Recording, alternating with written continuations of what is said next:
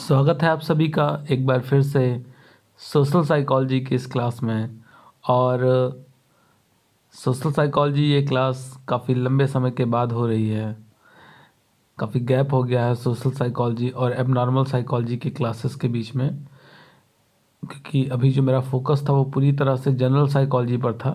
But अब कोशिश यही रहेगी कि सोशल साइकोलॉजी और एबनॉर्मल साइकोलॉजी के भी क्लासेस रेगुलर हों, उनके भी वीडियोस रेगुलर आएँ, क्योंकि एग्ज़ाम आने वाले हैं आप सभी के। तो इस पर्पज़ से मैं कोशिश यही करूँगा कि अब रेगुलर वीडियोस आएँ। तो स्टार्ट करते हैं आज की क्लास। इससे पहले लास्ट क्लास में आई थिंक सभी लोग भूल गए होंगे कि कौन सी क्लास हुई थी। तो लास्ट क्लास में हमने सामाजिकरण के सिद्धांतों के बारे में अध्ययन किया था। आज हम उसी श्रृंखला को आगे बढ़ाएंगे और सामाजिकरण के साधनों के बारे में अध्ययन करेंगे, या सामाजिकरण के माध्यम के बारे में अध्ययन करेंगे कि कौन कौन से ऐसे माध्यम हैं या कौन कौन से ऐसे साधन हैं जिनकी सहायता से व्यक्ति आसानी से एक सामाजिक प्राणी बन सकता है या बनने की कोशिश करता है। तो यहाँ पर बताया गया है कि जो सामाजिकरण की प्रक्रिया है वह काफ़ी जटिल होती है और इसमें भिन्न भिन्न तरह के कारकों द्वारा योगदान किया जाता है, जिनमें से हम कुछ प्रमुख कारकों का यहाँ पर अध्ययन करेंगे, जिसमें पहला है हमारा परिवार। पहले मैं एक बार आपको वर्ड्स पढ़कर बता दूंगा, उसके बाद फिर मैं इसको समझाऊंगा। जैसे यहाँ पर बताया गया कि परिवार एक प्राथमिक समूह है, अतः इसके सदस्यों जैसे माता पिता, भाई बहन, चाचा चाची आदि में एक घनिष्ठ संबंध होता है। इनके बीच दुलार, प्यार, सहयोग आदि की भावना अधिक होती है और इन सबका बच्चों के सामाजिकरण पर अधिक प्रभाव पड़ता है। अब जैसा कि यहाँ पर बताया जा रहा है कि फैमिली में बहुत सारे मेंबर होते हैं, चाचा चाची, दादा दादी, भाई बहन, और जो बच्चा होता है वह किसी एक फैमिली मेंबर से काफ़ी ज़्यादा जुड़ा रहता है, उसका लगाव उनके प्रति काफ़ी ज़्यादा होता है। चाहे वो उसके भैया हो सकते हैं या उसके चाचा हो सकते हैं या उसके पापा हो सकते हैं, और फिर उनके व्यवहारों से वो काफ़ी कुछ सीखता भी है। वह उनकी तरह बनने की कोशिश करता है, जैसे आप सभी ने भी ये चीज़ किया होगा कि बचपन में कोई ना कोई आपका आइडियल रहा होगा कि चाहे वो चाचा हो जाए, चाहे वो भैया हो जाए, चाहे पापा हो जाए, कि हम उनकी तरह बनना चाहते थे कि मैं तो बड़े होकर भैया की तरह बनूंगा या तो बड़े होकर पापा की तरह बनूंगा। तो जब हम किसी को अपना आइडियल मानते हैं तो हम उसकी क्वालिटीज़ को भी अडॉप्ट करते हैं।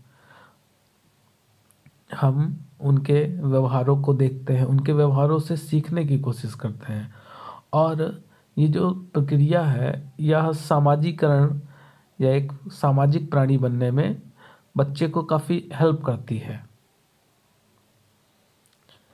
जैसे यहाँ पर आगे बताया जा रहा है कि परिवार ही वह पहली संस्था होती है जो बच्चों को शिष्टाचार, नैतिक विकास की शिक्षा देकर उसे एक योग्य व्यक्ति बनाता है।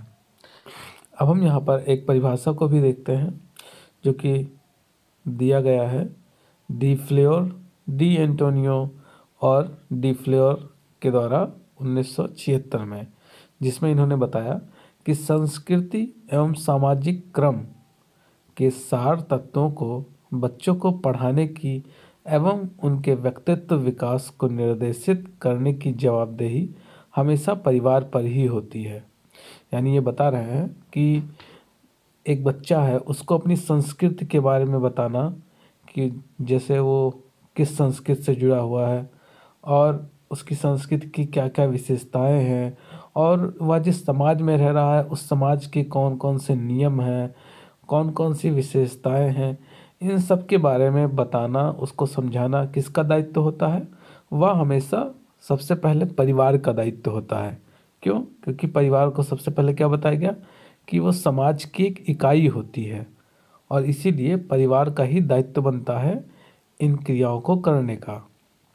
अब यहाँ पर समाज मनोवैज्ञानिकों ने माता पिता के व्यवहारों के विभिन्न पहलुओं का अध्ययन किया और उसके आधार पर उन्होंने दो मुख्य पहलू बताए, क्योंकि जो सामाजिकरण की प्रक्रिया है उसमें पेरेंट्स का तो रोल सबसे इम्पोर्टेंट होता है, बट पेरेंट्स कैसे हैं उस पर भी डिपेंड करता है कि जो सामाजिकरण की प्रक्रिया है वो कैसी होगी। जो बच्चा सामाजिक चीज़ों को सीखेगा कि नहीं सीखेगा वह पेरेंट्स के बिहेवियर पर भी डिपेंड होता है। जैसे यहाँ पर देखते हैं, दो मेन पहलू बताए गए हैं। पहला है हार्दिकता और विद्वेष। जैसे यहाँ पर बताया जा रहा है कि कुछ माता पिता ऐसे होते हैं जो अपने बच्चों को बहुत दुलार, प्यार, स्नेह आदि देते हैं, अतः ऐसे माता पिता में हार्दिकता अधिक होती है। और दूसरी तरफ कुछ माता पिता इसके विपरीत होते हैं और बात बात में बच्चों को डांट देते हैं, पीट देते हैं, उन्हें गाली दे देते हैं। तो जो ऐसे माता पिता हैं वो कैसे हैं, उनकी जो प्रकृति है, उनका जो नेचर है वो विद्वेष वाला है, हॉस्टिलिटी वाला है। अब आप डिसाइड करें कि आप किस घर में रह रहे हैं और आपके माता पिता किस कैटेगरी में आते हैं।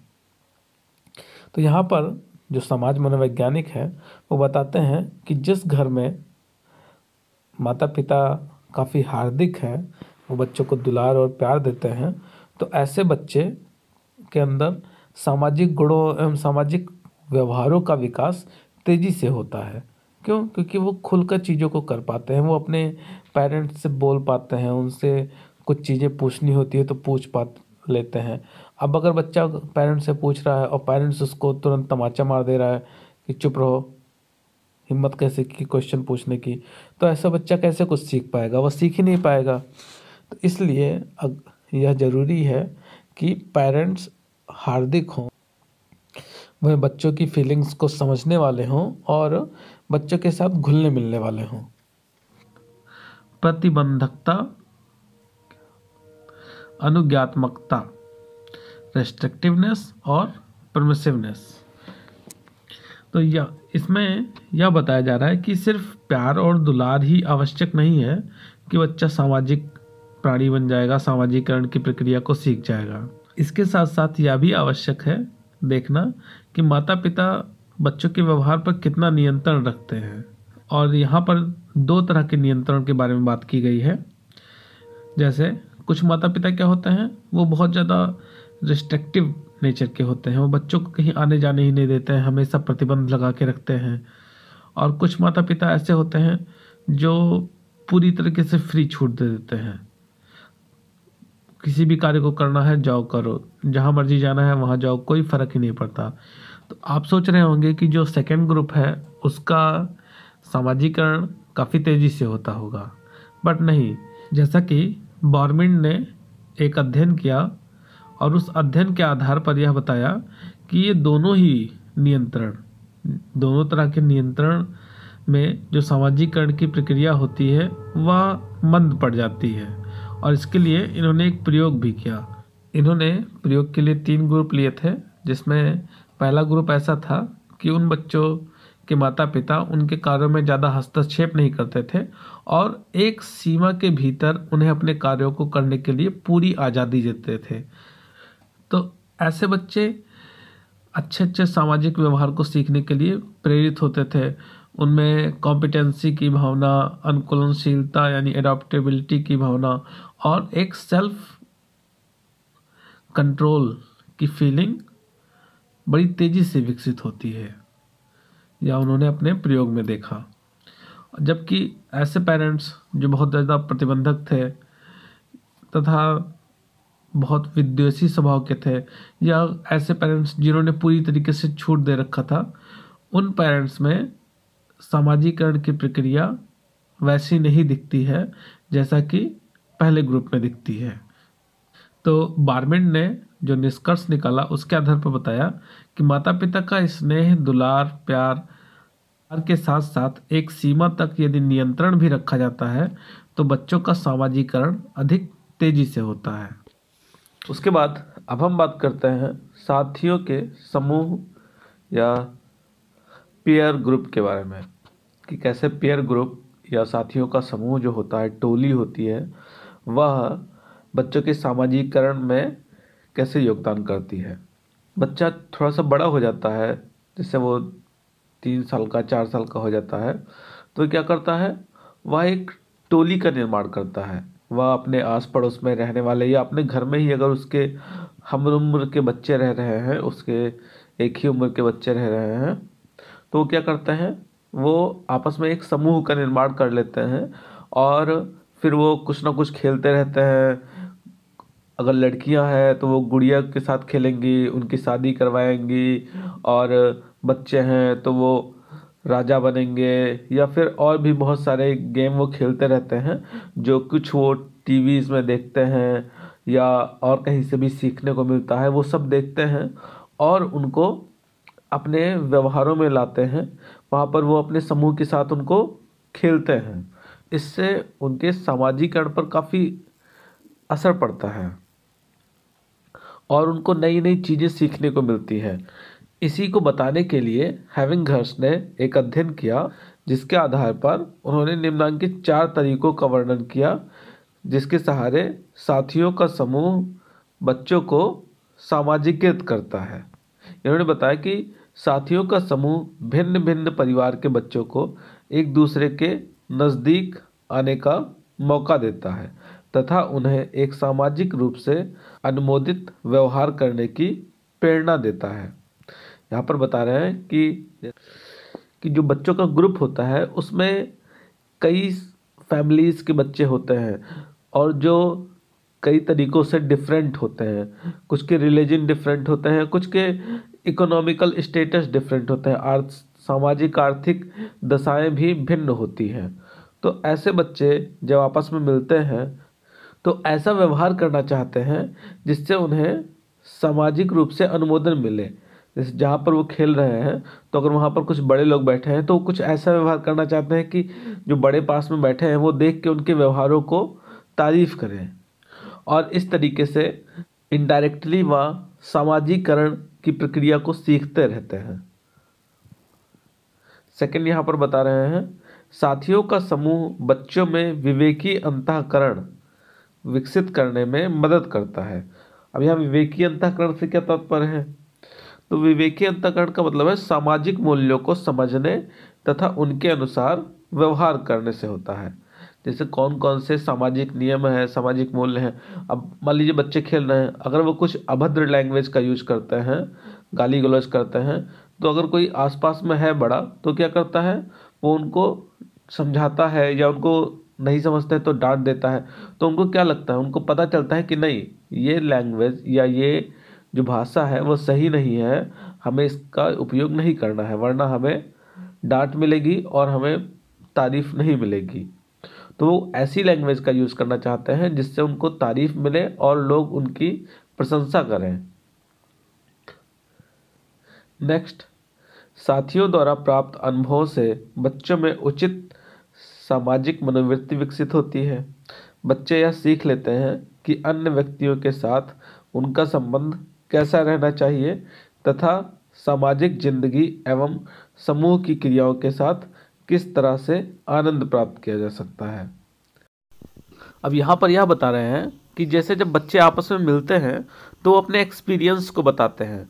जैसे अगर कोई बच्चा है और उसने कोई गलत हरकत की और उसको पिटाई मिल गई, तो वो अपने जब समूह में आता है तो अपने पेरेंट्स के बारे में बताता है कि आज तो मेरे पेरेंट्स ने मेरी पिटाई कर दी क्योंकि मैंने ये हरकत कर दी थी। या कई बार जब उनको तारीफ़ मिलती है, जब कोई अच्छा काम कर देते हैं और उनको तारीफ़ मिलती है, कोई इनाम मिल जाता है, तो भी वह आकर अपने ग्रुप में अपने साथियों को बताते हैं। तो इन दोनों चीज़ों का प्रभाव उनके साथियों पर पड़ता है। वो भी सोचते हैं कि हमें भी ऐसा व्यवहार नहीं करना चाहिए जिससे हमें पिटाई मिल जाए, और हमें ऐसा व्यवहार करना चाहिए जो कि हमें तारीफ़ दिलवाने में हेल्प करे। नेक्स्ट, साथियों का समूह सदस्यों का सांवेगिक संतुष्टि देता है। यहाँ पर को होगा, साथियों का समूह सदस्यों को सांवेगिक संतुष्टि देता है जिससे उनमें व्यक्तिगत स्वतंत्रता की भावना उत्पन्न होती है। अब जो बच्चे होते हैं वो क्या करते हैं, साथियों का समूह चाहे छोटे बच्चों का हो या फिर बड़े बच्चों का हो, तो एक दूसरे से इमोशनली अटैच होते हैं। और आप भी देखते होंगे कि अगर आपके फ्रेंड्स को कुछ हो जाता है या जो आपका ग्रुप है उसमें से किसी को कुछ हो जाता है तो हमें काफ़ी दुख होता है और हम उसकी हेल्प करना चाहते हैं। तो ये सब क्या है, ये सब सोशलाइजेशन का एक पार्ट है, सामाजिकरण के ये छोटे छोटे अंग हैं कि हम दूसरों की हेल्प कर रहे हैं।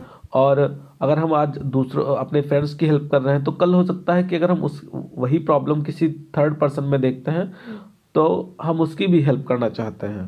तो तो जिससे हमें एक सामूहिक संतुष्टि मिलती है, एक इमोशनली सेटिस्फेक्शन मिलता है। और इसका परिणाम यह होता है कि ऐसे बच्चे बाद में बड़ी तेजी से सामाजिकरण की प्रक्रिया को सीखते हैं, या उनके अंदर जो सामाजिकरण का विकास है वो बहुत तेजी से होता है। अब हम बात करते हैं अपने नेक्स्ट साधन के बारे में या नेक्स्ट माध्यम के बारे में, जो कि है स्कूल। स्कूल या विद्यालय हमें सिर्फ शिक्षा नहीं देता है, इसके साथ साथ वह सामाजिक मूल्यों, सामाजिक संज्ञानों, सामाजिक मानकों के बारे में बतलाकर बच्चों में सामाजिकरण का बीज बोता है। जैसा कि हम जब स्कूल जाते हैं तो हमें वहाँ पे सिखाया जाता है। हमारा सबसे पहला गुरु कौन होता है? वो तो माँ होती है। लेकिन उसके बाद जो हमें समाज में कैसा व्यवहार करना है, ये सारी चीज़ें हमें कौन सिखाता है? ये सिखाते हैं हमारे टीचर्स, हमारे गुरुजन। तो वहाँ से हमें बहुत कुछ सीखने को मिलता है, कुछ ऐसी चीज़ें सीखने को मिल जाती हैं कि वो हमारी पूरी लाइफ को चेंज कर देती हैं। वहीं से हम सोशलाइजेशन के जो एक फाउंडेशन को तैयार कर पाते हैं कि हमें कैसे समाज में रहना है, समाज में कैसे अपने पर्सनालिटी को डेवलप करना है। ये सब चीज़ें हमें स्कूल से सिखाई जाती हैं। बार्कर और ग्रम्प ने एक अध्ययन किया जिसमें उन उच्च विद्यालयों को रखा गया जिसमें छात्रों की संख्या 35 से 2287 तक थी। ये सभी स्कूल आर्थिक रूप से, सांस्कृतिक रूप से और राजनीतिक रूप से आपस में समान थे और सभी एक ही सरकार द्वारा नियंत्रित होते थे। परिणाम में यह देखा गया कि छोटे स्कूल में पढ़ने वाले बच्चे पाठ्येतर कार्यक्रमों यानी जो एक्स्ट्रा करिकुलर एक्टिविटीज़ होती है उसमें बड़े स्कूलों की अपेक्षा अधिक रुचि लेते थे। क्यों? क्योंकि कई बार क्या होता है कि जो छोटे स्कूल में पढ़ने वाले बच्चे होते हैं उनके फैमिली में या उनके आसपास में वो सुविधाएं नहीं मिल पाती हैं, तो वो स्कूल्स में अगर वैसी सुविधाएं मिलती हैं तो उसमें बढ़ चढ़ कर पार्टिसिपेट करते हैं। और इसका परिणाम क्या हुआ कि उनका सामाजिक एवं सांवेगिक विकास तेजी से होता था। इसके साथ साथ जो क्लास में बच्चों की संख्या होती है वह भी सामाजिक व्यवहार पर प्रभाव डालती है, क्योंकि अगर कम बच्चे रहते हैं तो वो क्या करते हैं, वो सक्रिय होते हैं, वो हर कार्य में भाग लेते हैं और सबसे मिलजुल कर सबसे दोस्ती करके रहते हैं। लेकिन अगर बच्चों की संख्या बहुत ज़्यादा होती है तो उसमें से कुछ बच्चे ही आगे निकल के आ पाते हैं, वो भी वही हर एक्टिविटीज़ में सबसे आगे रहते हैं, और मैक्सिमम बच्चे वो चुपचाप अपना पीछे के साइड में बैठे रहते हैं। तो इससे भी क्या होता है कि वहाँ पर जो सोशलाइजेशन की जो प्रोसेस है वो सही ढंग से नहीं हो पाती है। यहाँ पर देखिए बताया जा रहा है कि स्कूल में शिक्षक की भूमिका सबसे प्रधान होती है। शिक्षक का व्यक्तित्व तथा उनके द्वारा छात्रों के साथ होने वाली अंतःक्रिया का बच्चों के सामाजिकरण पर सीधा प्रभाव पड़ता है। सामान्यतः यह देखा गया है कि यदि शिक्षक स्वयं सामाजिक शील गुणों से परिपूर्ण है तथा बच्चों के साथ स्नेहमय तरीके से अंतःक्रियाएं करता है तो इससे बच्चों को क्या मिलता है, प्रोत्साहन मिलता है, उत्साह उत्पन्न होता है और बच्चे सामूहिक एवं सामाजिक समायोजन की क्षमता अपने अंदर और अधिक विकसित कर पाते हैं। नेक्स्ट हमारा पास पड़ोस। यहाँ पर बताया जा रहा है कि जो हमारा पास पड़ोस है, जो हमारे नेबर्स हैं, वो भी सामाजिकरण की प्रक्रिया में काफ़ी अहम भूमिका निभाते हैं। क्योंकि क्या होता है कि प्रायः पड़ोसी आपस में मिलकर भिन्न भिन्न तरह के सामाजिक समस्याओं पर विचार करते हैं और एक दूसरे को प्रभावित करते हैं। क्योंकि अगर हमारा नेबर है और वो अच्छे काम कर रहा है, वो लोगों की हेल्प कर रहा है, वो गरीबों की मदद कर रहा है, तो हम उसको देखकर हमारे अंदर भी ये फीलिंग आती है कि हाँ हमें भी ये चीज़ करना चाहिए, क्योंकि वो कर रहा है। पहली चीज़ तो अंदर से सेटिस्फैक्शन मिल रहा है, और इसके साथ साथ उसे बाहर से अन्य लोगों का भी अप्रेजल मिल रहा है, अन्य लोग भी उसकी तारीफ कर रहे हैं। तो ये हमें भी मोटिवेट करता है कि हम भी ऐसे कार्य करें, और इस कार्य को करने के दौरान हम चेतन या अचेतन रूप से सामाजिकरण की प्रक्रिया को अपने व्यक्तित्व में समावेश कर लेते हैं। नेक्स्ट है हमारा लैंग्वेज या भाषा। तो इसके अंतर्गत बताया गया कि चाहे वह सामाजिकरण की प्रक्रिया हो, चाहे कोई अन्य प्रक्रिया हो सीखने की, या तभी सही ढंग से संपन्न हो पाती है जब व्यक्ति का बौद्धिक विकास सही हुआ हो। अगर व्यक्ति का बौद्धिक विकास सही नहीं है, वह चीज़ों को समझ ही नहीं पाता है सही से, तो उसके सामाजिकरण हो ही नहीं पाएगा, वह सामाजिकरण की प्रक्रिया को सीख ही नहीं पाएगा। और बौद्धिक विकास में जो सबसे अहम भूमिका निभाता है वह होती है लैंग्वेज। अगर जैसे एक छोटा बच्चा है तो वो जैसे उसके अंदर जब तक वो बोल नहीं पाता है तब तक तो शांत रहता है, लेकिन जैसे वो बोलना स्टार्ट कर देता है तो वो हर चीज़ पे क्वेश्चन करता है, ये क्या है, अच्छा ये क्या है, अच्छा तो ये क्यों है, कहाँ से आया, इसका क्या होगा। वो बहुत सारे क्वेश्चन करता रहता है, और इन क्वेश्चनों के माध्यम से वह बहुत कुछ सीखता भी जाता है। तो इसलिए जो लैंग्वेज है वो मोस्ट इम्पॉर्टेंट है सामाजिकरण की प्रक्रिया को सीखने में। जैसे वह अपने दादा के साथ बाहर निकलता है, अब वह देखता है लोगों को अलग अलग तरीके के कपड़े पहने हुए, या फिर अलग अलग तरीके के व्यवहार करते हुए, तो उनसे पूछता है कि ये ऐसा क्यों कर रहे हैं, ये ऐसा क्यों कर रहे हैं, और उसके दादा दादी उसको सिखाते जाते हैं। या वो किसी को पूजा करते हुए देखता है तो वो बताते हैं कि हाँ हमारी संस्कृति ऐसी है, हमें पूजा करना सिखाया जाता है या हमें इबादत करना सिखाया जाता है। वो सारी चीज़ें उसको अपने पेरेंट्स से सीखने को मिलती रहती हैं।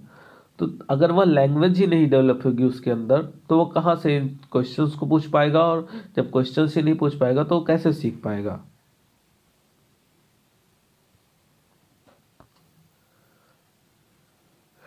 जैसे यहाँ पर देखिए बताया गया कि माता पिता भिन्न भिन्न शब्दों को उपयुक्त भाव भंगिमा के साथ बच्चों के सामने बोलते हैं। बच्चे उन शब्दों को ध्यानपूर्वक सुनते हैं और उनकी भाव भंगिमा का अवलोकन कर उस शब्द का अर्थ समझने की कोशिश करते हैं। और इस प्रक्रिया में बच्चे नए नए सामाजिक व्यवहार को भी करना धीरे धीरे सीख जाते हैं। नेक्स्ट हमारा है राजनैतिक एवं धार्मिक संस्थाएं। राजनैतिक और धार्मिक संस्थाएं भी सामाजिकरण की प्रक्रिया को प्रभावित करती हैं, क्योंकि कहा गया है, शास्त्रों में कहा गया है कि जैसा राजा वैसी प्रजा, यानी जिस तरीके का शासन होगा प्रजा भी वैसे ही व्यवहार करेगी। अगर राजा क्रूर है, निर्दयी है और वह हमेशा लोगों को सताता ही रहता है, तो उसकी प्रजा भी एक दूसरे को सताएगी, एक दूसरे को मारेगी और एक दूसरे को हानि पहुंचाने की हमेशा कोशिश करती रहती है। और यदि राजा सही ढंग का है, राजा अच्छा है, दयालु है, तो उसकी प्रजा पर भी उसका प्रभाव पड़ता है। यहाँ से आप इसको नोट कर लेंगे। नेक्स्ट हम देखते हैं धार्मिक संस्थाएं। अब धार्मिक संस्थाएं, जिस धर्म से भी हम जुड़े हैं वह धर्म का भी हमारे ऊपर काफ़ी अधिक प्रभाव पड़ता है, और उस धर्म के प्रति हमारे अंदर एक विश्वास रहता है, और हम उस धर्म के द्वारा हमें जो भी चीज़ें सिखाई जाती हैं हम उसको अक्षरशः पालन करने की कोशिश करते हैं।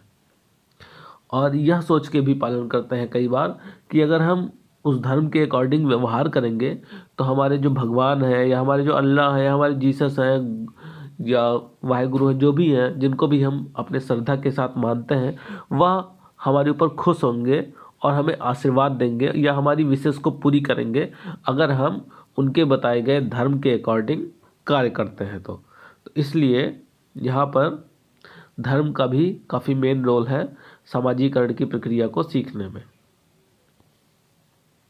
यहाँ पर देखें बताया गया है कि धार्मिक संस्थाओं एवं विचारधाराओं का भी प्रभाव व्यक्ति के सामाजिकरण पर काफ़ी पड़ता है।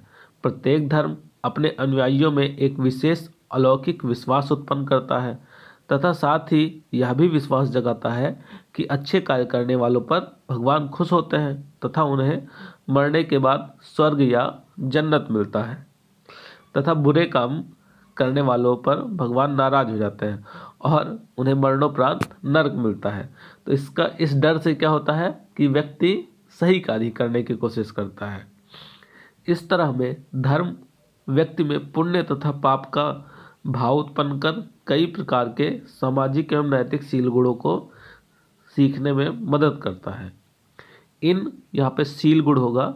इन शील गुणों को सीखने के फलस्वरूप व्यक्ति का सामाजिकरण हो जाता है और जो धर्म में विश्वास करते हैं, धार्मिक विश्वास का ही परिणाम है कि व्यक्तियों में द्वारा समाज में गलत कार्य, जैसे चारा करना लिख गया है, चोरी करना होगा, चोरी करना, शराब पीना, बलात्कार करना, हत्या करना आदि को छोड़ दिया जाता है और यह बहुत कम कर दिया जाता है। तो इस तरह से हम देखते हैं कि सामाजिकरण के बहुत से साधन हैं जिनके माध्यम से व्यक्तियों का सामाजिकरण होता है। तो यहाँ पर यह क्लास समाप्त होती है और आप एक बार हमें कमेंट के द्वारा बताएं कि क्या यह तरीका सही है क्लास लेने का या फिर वाइट बोर्ड पर ही क्लास लिया जाए। धन्यवाद।